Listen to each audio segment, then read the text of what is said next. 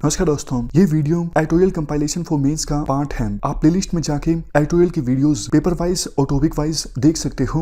और अगर आप दिसंबर 2019 के बाद की वीडियोस को देखना चाहते हो तो वीडियो के नीचे मौजूद ज्वाइन बटन की सहायता से आप मेंबरशिप को ज्वाइन कर सकते हो। चलिए डिस्कशन स्टार्ट करते हैं। आप जीएस पेपर 2 के इस टॉपिक से आर्टिकल को रिलेट कर सकते हो। ये आर्टिकल लिखा गया है सुहीर्थ पार्थसारथी के द्वारा। देखो, कोविड-19 की महामारी की सिचुएशन में हमारे देश में गवर्नेंस की अगर हम बात करें तो कई सारे स्टेट के चीफ मिनिस्टर्स ने बहुत अच्छा काम किया है और एक अच्छी लीडरशिप शो की है क्राइसिस की इस सिचुएशन में। सेंट्रल गवर्नमेंट ने जब डिजास्टर मैनेजमेंट एक्ट 2005 को इन्वोक किया था इस महामारी से निपटने के लिए, इससे पहले ही काफ़ी सारी state governments epidemic disease act 1897 को इन्वोक कर चुकी थी। जिन स्टेट्स में ये एक्ट इन्वोक किया गया महामारी से निपटने के लिए, उन स्टेट्स के चीफ मिनिस्टर्स ने अपने राज्य की जनता को क्लियरली कम्युनिकेट किया क्या सिचुएशन है और हमें कैसे इस सिचुएशन से लड़ना है और सरकार को आपके साथ की जरूरत है इस सिचुएशन से लड़ने के लिए। कुछ स्टेट्स का एग्जाम्पल भी दिया जाता है जैसे महाराष्ट्र, केरला, तमिलनाडु, राजस्थान, कर्नाटका। इन राज्यों ने कोविड-19 की महामारी से निपटने के लिए अपनी पॉलिसीज को शेप किया, मतलब पॉलिसीज को बनाया लोकल कंडीशंस को देखते हुए। देखो, हमारे देश में डाइवर्सिटी काफ़ी ज़्यादा है। वन साइज फिट ऑल वाली अप्रोच हमारे देश में लागू नहीं हो सकती। लोकल कंडीशंस को देखते हुए पॉलिसी को बनाने की आवश्यकता होती है और यही किया इन राज्यों ने। लेकिन देखो, 3 ऐसी चीजें हैं जिनकी वजह से स्टेट गवर्नमेंट्स की जो पावर है इंडिपेंडेंटली एक्ट करने की, वो कम हो जाती है।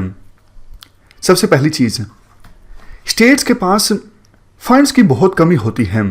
जैसे देखो, सेंट्रल गवर्नमेंट ने 1,70,000 करोड़ का रिलीफ पैकेज अनाउंस किया। स्टेट्स के पास इतने फंड्स नहीं होते कि वो इस प्रकार का रिलीफ पैकेज अनाउंस कर सकें अपने स्तर पर। दूसरा point, public finance management system के ऊपर रिस्ट्रिक्शंस लगा दी गई हैं। इस वजह से स्टेट गवर्नमेंट्स जो हैं वो देखो जल्दी से पेमेंट नहीं कर पाती। मान लीजिए स्टेट गवर्नमेंट्स को हेल्थ इक्विपमेंट्स खरीदने हैं जैसे वेंटिलेटर्स या फिर पर्सनल प्रोटेक्टिव इक्विपमेंट, तो वो जल्दी से पेमेंट नहीं कर पाएंगी पब्लिक फाइनेंस मैनेजमेंट सिस्टम के ऊपर रिस्ट्रिक्शंस के चलते। तीसरा पॉइंट जो बोला जाता है यामिनी अय्यर और मिखाला कृष्णमूर्ति के द्वारा, देखो सप्लाई चेन्स बहुत ज़्यादा बाधित हो गई हैं लॉकडाउन की वजह से, तो एसेंशियल गुड्स की एंड सर्विसेज की सप्लाई भी कई सारे राज्यों में सुचारू रूप से नहीं हो पा रही है। तो ये 3 पॉइंट्स हैं जिसकी वजह से स्टेट गवर्नमेंट्स इंडिपेंडेंट रूप से, ऑटोनोमस रूप से एक्ट नहीं कर पा रही हैं। जबकि देखो, इस क्राइसिस की सिचुएशन में अगर स्टेट गवर्नमेंट्स को और लोकल बॉडीज को ज़्यादा पावर दी जाती है तो वो ज़्यादा बेहतर ढंग से क्राइसिस से निपट सकते हैं। क्यों? क्योंकि देखो, लोकल बॉडीज को और स्टेट गवर्नमेंट्स को ग्राउंड सिचुएशन के बारे में ज़्यादा पता होता है। ग्राउंड रियलिटीज़ को देखते हुए लोकल बॉडीज और स्टेट गवर्नमेंट्स एक्शन ले सकती हैं। अगर पावर सेंट्रलाइज हो तो फिर ग्राउंड सिचुएशन के हिसाब से एक्शन लेना थोड़ा सा मुश्किल हो जाता है। इसलिए यूनियन गवर्नमेंट का काम कोऑर्डिनेशन का ज्यादा होना चाहिए, कमांड का थोड़ा कम होना चाहिए। देखो, हमारे संविधान में फेडरलिज्म कैसा है, इस बात पर समय समय पर डिबेट होती रहती है। अलग अलग व्यू आते हैं हमारे देश में फेडरलिज्म का नेचर कैसा है। बट एक बात साफ है, संविधान का जो 7वां शेड्यूल है, ये देखो सेंट्रल गवर्नमेंट के बीच और स्टेट गवर्नमेंट्स के बीच रिस्पॉन्सिबिलिटीज को डिवाइड करता है। अगर यूनियन गवर्नमेंट के पास रिस्पॉन्सिबिलिटीज हैं फॉरेन अफेयर्स की, डिफेंस की, एयरवेज जैसे सब्जेक्ट्स की, तो स्टेट गवर्नमेंट्स के पास भी रिस्पॉन्सिबिलिटी कम इंपॉर्टेंट नहीं है। स्टेट गवर्नमेंट्स के पास ये सारे सब्जेक्ट आते हैं जैसे public health, sanitation, agriculture, public order, police. इन सब्जेक्ट्स में स्टेट के पास बहुत ज़्यादा पावर्स हैं। ये सब्जेक्ट्स स्टेट लिस्ट में आते हैं। और देखो, हमारे संविधान में बाय कैमरल लेजिस्लेचर का प्रावधान है। मतलब अलग अलग इलेक्शंस कंडक्ट होंगे। पार्लियामेंट्री इलेक्शंस अलग से कंडक्ट होंगे और विभिन्न स्टेट की असेंबलीज के लिए जो इलेक्शन है वो भी अलग से कंडक्ट होंगे। ये काफ़ी इंपॉर्टेंट प्रोविज़न है।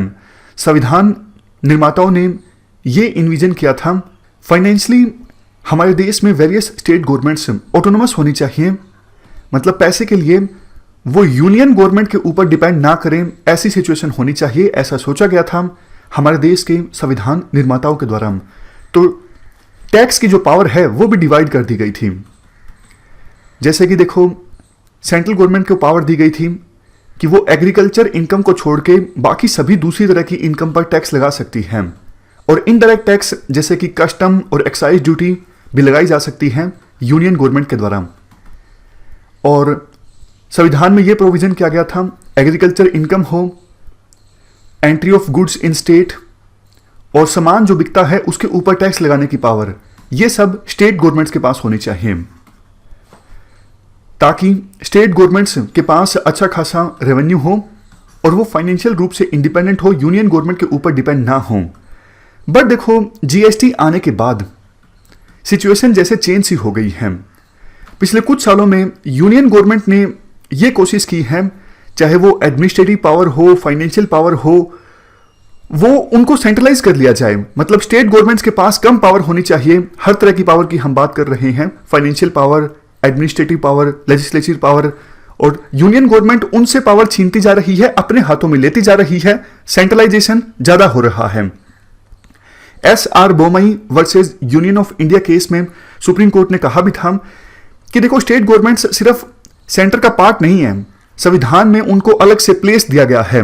संविधान में दोनों गवर्नमेंट्स को अलग से रिस्पॉन्सिबिलिटीज दी गई हैं 7वें शेड्यूल के अनुसार, और इलेक्शन भी दोनों गवर्नमेंट्स के लिए अलग से होता है। देखो, बात प्रेजेंट गवर्नमेंट की नहीं है, मतलब पिछले काफी सालों में, 20-30 सालों में विभिन्न गवर्नमेंट्स की ये टेंडेंसी रही है कि स्टेट गवर्नमेंट से पावर छीनी जाए और अपने हाथों में पावर को सेंट्रलाइज किया जाए। क्रिस्टोफर जेफरलोट और संस्कृति कल्याणकर, इन्होंने देखो डेटा की सहायता से और अपनी एक रिपोर्ट में कहा कि जब प्रधानमंत्री मोदी गुजरात के मुख्यमंत्री हुआ करते थे तो उस समय उन्होंने इस प्रकार की सेंट्रलाइजेशन ऑफ पावर के अगेंस्ट आवाज उठाई थी। उन्होंने कहा था कि पावर जो है वो विभिन्न राज्यों के मुख्यमंत्रियों के पास होनी चाहिए, और सेंट्रल गवर्नमेंट की जो ये कोशिश है अपने हाथों में पावर को सेंट्रलाइज करने की, ये इंडिया के फेडरलिज्म के मॉडल के अगेंस्ट है। बट उस समय जब मोदी गुजरात के मुख्यमंत्री थे तो वो ये भी बोला करते थे, टीम इंडिया में विभिन्न राज्यों के सीएम भी आने चाहिए। टीम इंडिया का मतलब सिर्फ ये नहीं, पीएम और उनके साथी जो यूनियन कैबिनेट में है या फिर उनके एडवाइजर्स। तो अब जब मोदी प्रधानमंत्री बन गए तो क्या स्टेट गवर्नमेंट्स को ज्यादा पावर दी गई? देखो, कम से कम डेटा से तो ये नहीं लगता है। एक सबसे इंपॉर्टेंट डिसीजन जो सरकार ने लिया 14th फाइनेंस कमीशन की रिकमेंडेशन के बाद, कि टोटल टैक्स रेवेन्यू में जो शेयर था पहले स्टेट्स का हुआ करता था 32%, इसे इंक्रीज कर दिया गया, 42% कर दिया गया। और यूनियन गवर्नमेंट ने अपने इस डिसीजन की काफ़ी तारीफ भी की। देखो, हमने स्टेट गवर्नमेंट्स को ज़्यादा फंड दिया है, ज़्यादा एलोकेशन दिया है टैक्स रेवेन्यू में, 14th फाइनेंस कमीशन की रिकमेंडेशन को हमने मान लिया है। बट देखो, दिक्कत ये है, जब से इस रिकमेंडेशन को माना गया है यूनियन गवर्नमेंट के द्वारा विभिन्न स्टेट्स को जो ग्रांट पहले ज़्यादा दी जाती थी, उस ग्रांट को कम कर दिया गया है। इसके अलावा सेंट्रली स्पॉन्सर्ड स्कीम्स में स्टेट का जो शेयर है वो इंक्रीज हो गया है। तो सिंपल भाषा में आप कह सकते हो, एक हाथ से अगर यूनियन गवर्नमेंट ने स्टेट्स को ज्यादा पैसा दिया तो दूसरे हाथ से वही पैसा वापस ले लिया। इवन दूसरे क्षेत्रों में भी आप देख लीजिए, जीएसटी आने के बाद स्टेट गवर्नमेंट्स के पास पहले जो पावर हुआ करती थी अपनी मर्जी से टैक्स लगाने की, वो पावर अब नहीं रही। स्टेट्स की सोवरेनिटी काफी ज्यादा डाइल्यूट हुई है टैक्सेशन के मामले में। और जबकि बोला यह गया था कि जीएसटी आएगा, एक देश एक टैक्स जैसा सिस्टम होगा, लेकिन अभी तक ऐसा कुछ भी नहीं हुआ है। बल्कि देखो, पिछले 4 महीनों की जीएसटी कंपनसेशन स्टेट्स की बकाया है यूनियन गवर्नमेंट के ऊपर 40,000 करोड़ की। विभिन्न स्टेट गवर्नमेंट्स लगातार यूनियन गवर्नमेंट को बोल रही हैं कि दे दो जी दे दो हमारा पैसा, क्राइसिस की सिचुएशन है, बहुत जरूरत है पैसों की, लेकिन यूनियन गवर्नमेंट के द्वारा अभी वो पिछले 4 महीनों से जो कंपनसेशन बाकी है उसे नहीं दी जा रही है। इवन देखो दूसरे क्षेत्रों में भी यूनियन गवर्नमेंट के द्वारा पावर को सेंट्रलाइज करने की कोशिश की जाती रही है। जैसे राज्यसभा को इग्नोर करने की बात हो, कुछ बिल्स को पार्लियामेंट से पास करवा दिया गया एज ए मनी बिल और राज्यसभा को पूरी तरह से इग्नोर कर दिया गया, क्योंकि आपको पता है मनी बिल को राज्यसभा से पास करवाने की आवश्यकता नहीं होती। नेक्स्ट पॉइंट, यूनियन गवर्नमेंट के द्वारा गवर्नर्स का मिसयूज किया जाता है पावर्स को कंसोलिडेट करने के लिए। जैसा देखो शुरुआत में हमने डिस्कस किया था, बात सिर्फ किसी पर्टिकुलर पॉलिटिकल पार्टी की नहीं है। केंद्र में कोई भी पार्टी सत्ता में हो, वो पार्टी अपनी तरफ से पूरी कोशिश करती है गवर्नर्स को एज ए कठपुतली इस्तेमाल किया जाए पावर्स को कंसोलिडेट करने के लिए, उस राज्य में अपनी पार्टी की सरकार इस्टेब्लिश करने के लिए। केंद्र में किसी भी पॉलिटिकल पार्टी की सरकार हो, वो पूरी कोशिश करती है कि पावर्स को सेंट्रलाइज किया जाए, बट इसकी वजह से स्टेट गवर्नमेंट से इंडिपेंडेंट होकर काम नहीं कर पाती। और ये देखो फेडरलिज्म के अगेंस्ट है, हमारे संविधान निर्माताओं ने जो सोचा था उसके अगेंस्ट है।